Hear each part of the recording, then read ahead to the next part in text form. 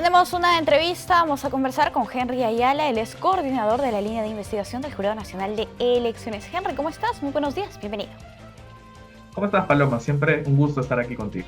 El gusto es nuestro y vamos a conversar hoy sobre este último perfil que ustedes han realizado. Es precisamente un análisis de los resultados de segunda vuelta. Henry, por favor, coméntanos cómo han realizado esta última investigación. Sí, como tú dices, este es el perfil electoral número 13, es el último de esta sesión que hemos hecho durante este proceso electoral y lo que busca es analizar los resultados electorales últimos, ¿no? De la segunda vuelta desde una mirada comparada con elecciones anteriores, no solamente entre lo que hemos visto, sino también en cómo se analiza y se compara con el 2016, 2011, entre otros. Listo. Además, este perfil lo que busca es una mirada descentralizada, ¿no? Para observar cómo ha sido el comportamiento electoral en regiones, en provincias y distritos, que vamos a darnos cuenta durante este perfil que ha sido bastante sintomático, bastante interesante, correspondiente a otras elecciones. Excelente, vamos en todo caso a revisar este documento bastante interesante. Además, primero hablemos de la participación ciudadana en la segunda vuelta en comparación a lo que fue la primera vuelta y también a lo que ha ocurrido en años anteriores. Tenemos el primer gráfico que lo tenemos ya en breve en pantalla seguramente. Adelante, Henry. Sí, como les decía, el ausentismo que hemos tenido en la segunda vuelta es menor al que hemos tenido en la primera, ¿no? Estamos hablando de un 25%, lo que significa de que 3 de cada 4 votantes acudieron a su local de votación durante el 6 de junio. Sin embargo, como vemos en este cuadro, hay una diferencia entre el ausentismo de primera vuelta y segunda vuelta, que en diferencia a los demás procesos electorales desde el 2001, desde el retorno a la democracia, nos damos cuenta de que ha sido incluso menor el ausentismo en la segunda vuelta, ¿no? Esto se puede explicar, claro, por un grado mayor de polarización, por más gente que acudió a votar y también durante la transferencia de votos nos vamos a dar cuenta de que hay razones por las cuales ocurre esto, ¿no? Pero además hay que tener en cuenta de que desde el 2001, la segunda vuelta entre Pedro Castillo y Keiko Fujimori fue la única que ha tenido menor ausentismo en comparación con la primera vuelta de estos procesos electorales, ¿no? Perfecto, y es precisamente el gráfico que tenemos en pantalla en este momento, el ausentismo en segunda vuelta que va del 25.4%. Vamos a revisar ahora, Henry, ¿qué te parece? ¿Cómo ha sido el ausentismo electoral, pero en las regiones de nuestro país? O sea, ¿cuáles han sido las regiones que han tenido mayor participación ciudadana? Tenemos también un mapa. Sí, lo que ocurre con esta cifra, ¿no? Del 25, cuando hablamos de 29%, es de que es diferente en cada una de las regiones, incluso en cada una de las provincias, ¿no? Por eso lo que nos ayuda con este mapa desagregado es observar de que la mayor cantidad de porcentaje de ausentismo se encontró en la zona de la selva, ¿no? Sobre todo en Amazonas, en la zona de Loreto, lo cual tiene que ver un poco con la lejanía de los centros poblados de los locales de votación, que a veces están a mucho tiempo de distancia, y también con una forma o con una mecánica de trabajo particular, ¿no? Que usualmente hace de que los jóvenes de ciertas regiones como tengan un patrón de trabajo distinto y que sea fuera de su local de votación, ¿no? O mejor dicho, del distrito en donde votan, ¿no? Entonces, esto también se junta con la idea de que en las regiones, ¿no? En las provincias de la selva hay un mayor porcentaje de población menor de 29 años, ¿no? De jóvenes, que esos también, según nuestras investigaciones, también son los que acuden en menor medida a votar, ¿no? Pero lo que estamos viendo también, y esta también comparación es interesante entre la segunda y la primera vuelta, es de que el ausentismo ha bajado, pero en algunos lugares en particular, como por ejemplo en peruanos en el extranjero. Si ustedes pueden revisar, en la primera vuelta el ausentismo fue de 77%, fue muy alto, fue incluso más alto que en años anteriores, mientras que en la segunda bajó a 64%. Si bien no estamos hablando de una población tan grande que involucra, ¿no? A los peruanos en el exterior, sí estamos viendo una diferencia bastante marcada de casi 13 puntos porcentuales, ¿no? Esto también se ha encontrado sobre todo en Piura, en Cajamarca y La Libertad. Es decir, ha habido más personas que han acudido a votar en estas regiones o en estas circunscripciones que lo que hicieron en la primera vuelta. Bien, ahora Henry, continuamos en las regiones, pero vamos a revisar más o menos cuál ha sido la intención de voto o por quiénes han votado las regiones en la costa, en el centro y en la sierra peruana. También tenemos un gráfico al respecto y recordemos que tuvimos dos candidatos presidenciales en esta segunda vuelta, ¿no? Pedro Castillo y Keiko Fujimori, y es precisamente el color naranja que corresponde a Keiko Fujimori y el color marrón a Pedro Castillo. Sí, este gráfico es bastante simbólico, ¿no? De esta polarización geográfica que ha ocurrido en nuestro país durante la segunda vuelta, en donde podemos ver casi con exactitud, ¿no? Que los votos de Pedro Castillo vienen más de la sierra, de la costa sur, mientras que los votos de Keiko Fujimori, la otra contrincante, vienen de la zona norte del país, de Lima y también de la selva peruana, ¿no? Entonces, si uno incluso revisa a nivel provincial, también puede encontrar este tipo de diferencias dentro de las votaciones, ¿no? Es decir, de que la votación de Pedro Castillo se encuentra sobre todo en las provincias que provienen de la sierra, ¿no? Por ejemplo, si uno observa Piura, uno puede encontrar de que la costa piurana vota por Keiko Castillo, pero es la sierra piurana la que lo hace por Pedro Castillo, ¿no? Fue bastante geográficamente diferente en esta votación, ¿no? Y además, lo interesante con este mapa es de que también te muestra los pesos poblacionales, ¿no? A simple vista uno podría pensar, o un ojo, digamos, internacional podría pensar de que Pedro Castillo arrasó, digamos, con las elecciones cuando no es así, y hay más regiones que se pintan de este color marrón que tú mencionas, porque, o mejor dicho, es sí, comparativamente la misma población que vota por Keiko Fujimori porque los pesos poblacionales están diferenciados, ¿no? Y esto lo graficamos a través de círculos. Nosotros creemos de que es la mejor manera de graficar estas diferentes pesos poblacionales sin distorsionar la geografía o sin distorsionar el mapa, porque por más de que regiones como Loreto, Madre de Dios, no tengan tanto peso poblacional, eso no significa que no importe, ¿no? Sino la idea es mostrar nuestro mapa, nuestra geografía diversa que tenemos en el país, pero a la vez mostrar estas diferencias en el patrón de comportamiento electoral que se tiene y que vamos a ver que está bastante ligado a procesos anteriores, ¿no? Listo. Henry, ahora revisemos, sigamos también en las regiones, pero revisemos de manera comparativa qué es lo que ha pasado en las elecciones de segunda vuelta anteriores. Y recordemos que la candidata Keiko Fujimori ha participado en las 3 últimas elecciones y ha pasado a segunda vuelta. En todo caso, vamos a ver cómo se ha manifestado el voto en esta situación.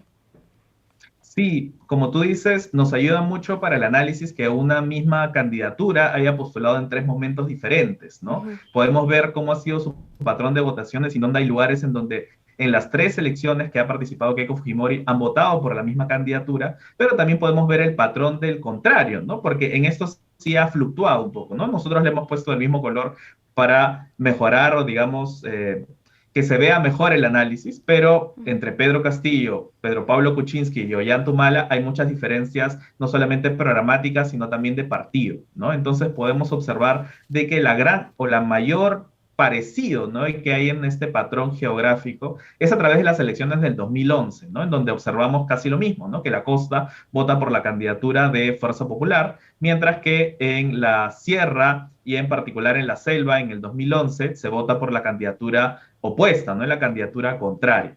Entonces, esto, o mejor dicho, el 2016 podríamos ver un patrón diferente, pero eso no significa de que Keiko Fujimori haya ganado, ¿no? Sino lo que nos evidencia es de que hay diferencias marcadas, por ejemplo, en el patrón de Lima, ¿no? Si uno observa, y ahí justamente hay una lupa para que se puedan dar cuenta, en el 2016 Lima la gana Pedro Pablo Kuczynski, ¿no? Y nos damos cuenta de que en comparación al 2021, los distritos en donde gana Pedro Pablo Kuczynski en el 2016 son los mismos en donde gana o tiene mayor votación que Keiko Fujimori, mientras Fujimori tiene más votación en lugares más populosos, en distritos de Lima Sur, de Lima Este, en el 2016, mientras que en el 2021 son esos propios distritos los que tienen un poco más de votación por Pedro Castillo, ¿no? Entonces vemos como en algunos patrones subnacionales o provinciales hay diferencias en el voto, ¿no? No son las mismas personas que votaron por Keiko en el 2016 que lo hacen en el 2021, ¿no? Por eso no solamente es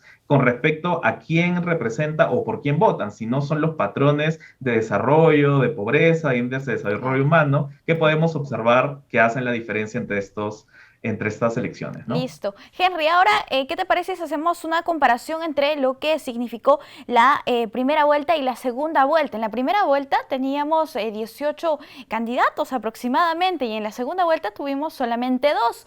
¿Qué pasó con esos votos a quienes se les fueron endosados y el voto nulo también. ¿A qué candidato fue?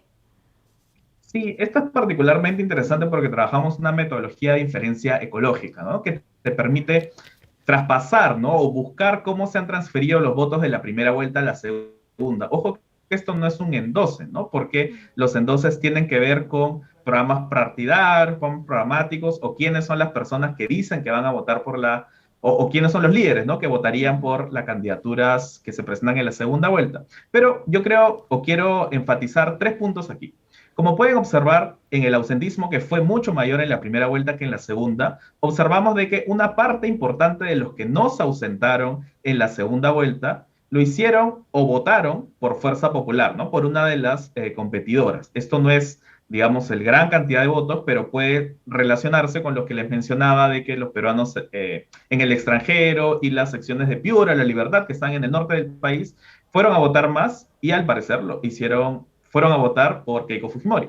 Mientras que si uno observa quienes votaron por blanco o nulo, que fueron 13% en primera vuelta y se redujeron en un porcentaje importante en la segunda, los que fueron a votar ya no votaron blanco o nulo, sino votaron por Perú Libre, ¿no? Por Pedro Castillo. Esto es interesante porque vemos estas dos, digamos que voto o no voto, que no escoge por nadie en la primera vuelta, se decide en la segunda, ¿no? Unos de ausentismo yendo para Keiko y otros de blanco nulo yendo para Perú Libre, ¿no? Entonces, y lo tercero que les quería mencionar con este gráfico es de que la transferencia de votos, como pueden revisar, es casi perfecta en algunos casos, ¿no? Donde la mayor parte de votos que se dieron en la primera vuelta, por ejemplo, para Acción Popular, para Juntos por el Perú y obviamente para Perú Libre, fueron hacia el candidato Castillo, mientras que en los votos de Alianza por el Progreso, Avanza País, justamente algunos liderazgos que se pronunciaron a favor de la otra candidatura de Keiko Fujimori, también lo hicieron y su electorado prácticamente votó igual, ¿no? Entonces,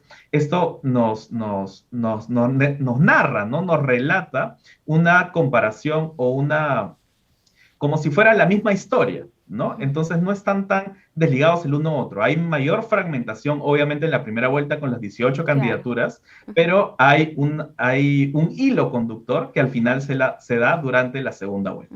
Bien, Henry, ustedes para esta investigación han realizado un cruce de información con la variable índice de desarrollo humano. ¿Cuáles fueron los resultados obtenidos? También tenemos un gráfico al respecto. Sí, el comportamiento electoral no se puede entender solamente por quienes votan o quienes no votan, sino también se puede entender a la luz de otras variables económicas, sociales, políticas que pueden existir dentro de las provincias o los distritos, ¿no? Entonces, algo que con lo que quisimos analizar esta vez fue a través del índice de desarrollo humano, que era una aproximación al desarrollo del propio distrito, ¿no? Entonces, en este gráfico pueden ver que el eje vertical es el índice de desarrollo humano, que es decir, a más IDH, mejor está posicionado el distrito y a menor tiene más taras, ¿no?